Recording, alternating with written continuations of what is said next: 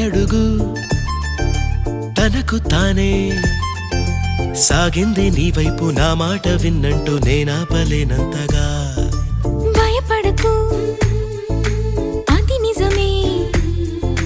వస్తోంది ఈ మార్పు నీ కోతి చిందుల్ని నాట్యాలుగా మార్చగా నన్నింతగా